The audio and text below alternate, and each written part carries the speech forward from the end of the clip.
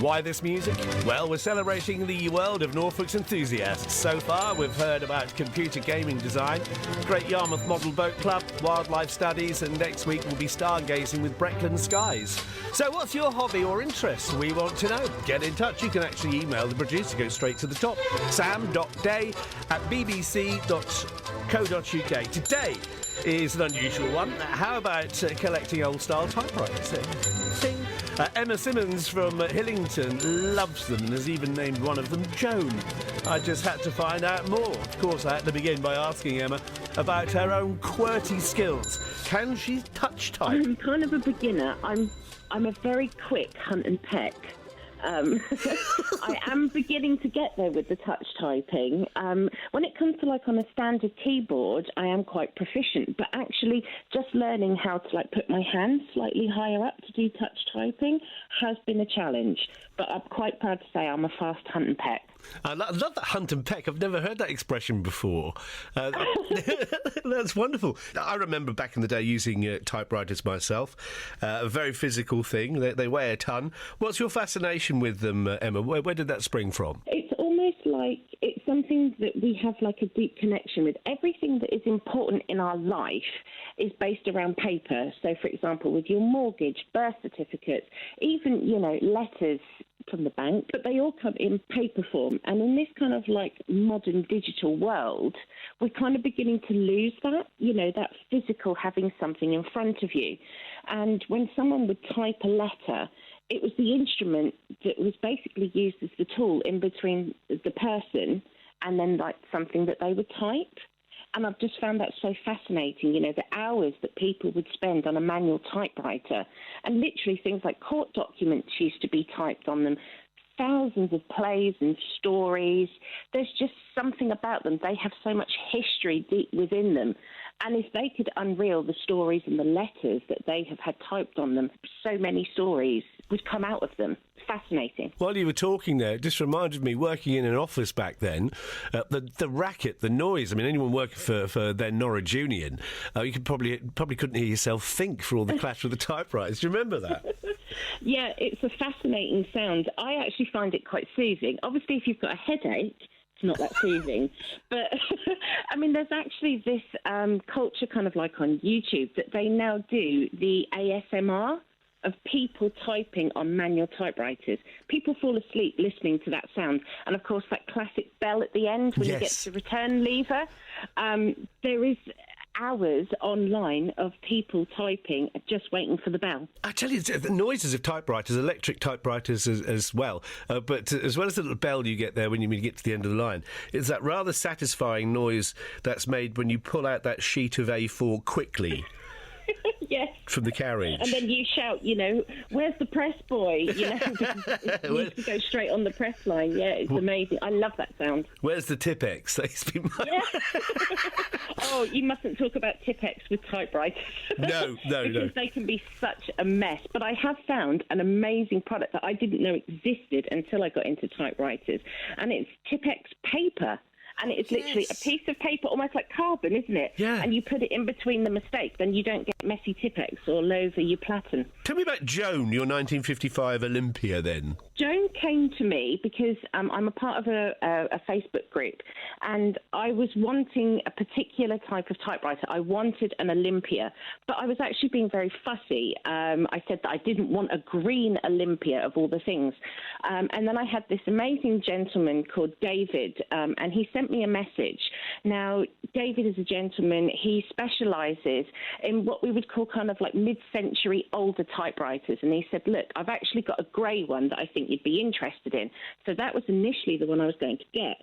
Then he sent me a picture saying, I know you said you didn't want green, but this one comes with some amazing history. And with this typewriter that he'd purchased, it came with the original receipt from Harrods. Well, I couldn't get it out of my head because I saw the receipt and I saw a name and an address, and the nosy person in me just wanted to know more. And in the end, I then contacted David and said, look, I know I said I want a grey one, but I want the green one now because I started to invest quite a lot of time researching into the history of the person that bought that typewriter. And that all started from that receipt.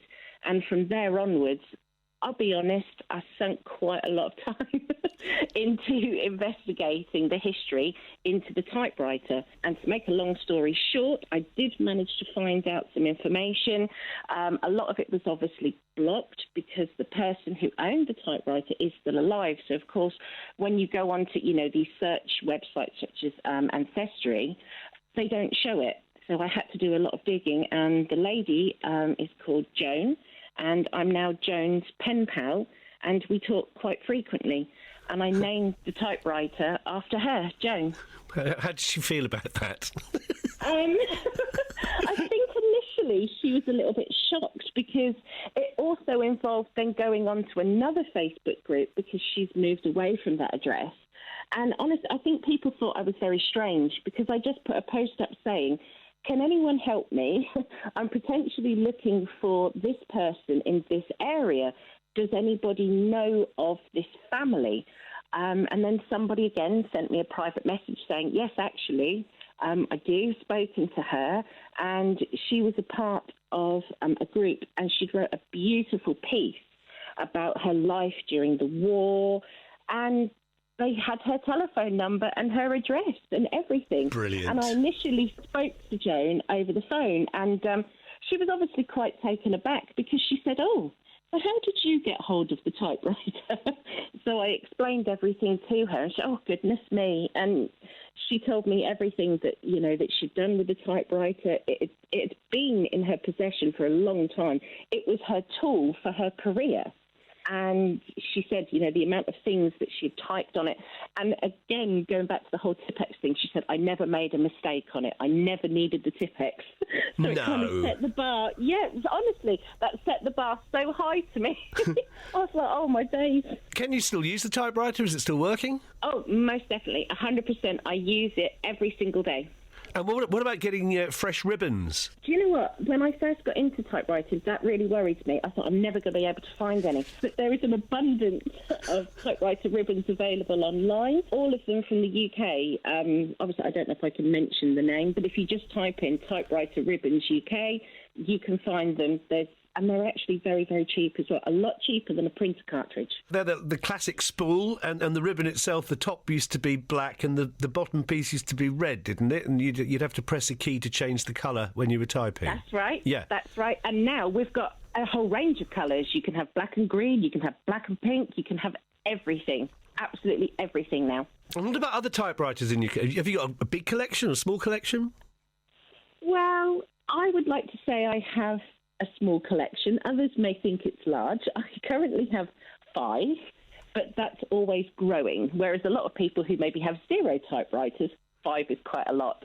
And they're all Olympias. I have a bit of a passion for the Olympia brand. There's just something from Joan that has just transpired into me, because there's, again, in the typewriter community, it's a little bit like modern day, where you're either like an iPhone user or a Samsung. Yeah. Well, you're either an Olympia user or you're an Hermes, and I'm on the Olympia team, so I'm Team Olympia. We were Team Olympia at the BBC back in the 80s. I've got a little story for you, actually, Emma, just because you know how much these things weigh.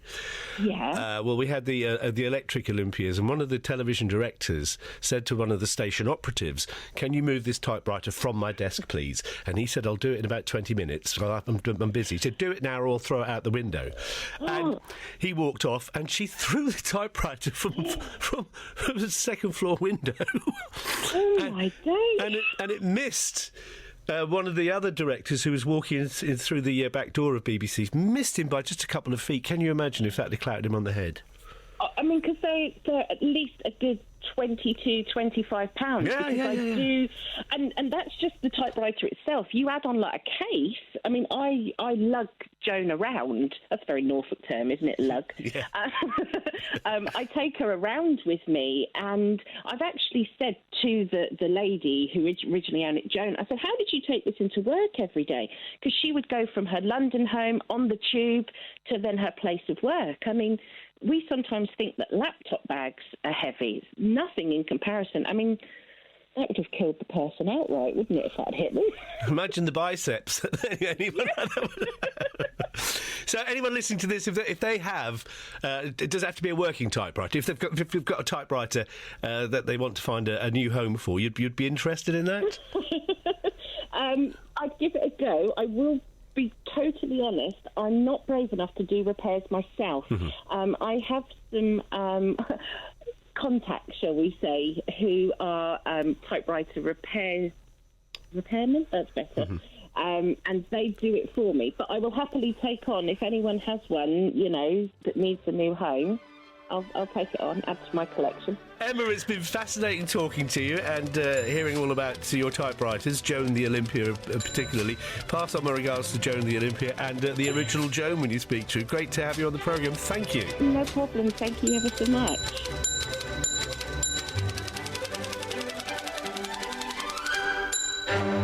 And if you want more information about Joan the Typewriter, look on Instagram, joan.the.typewriter. Thanks very much to Emma.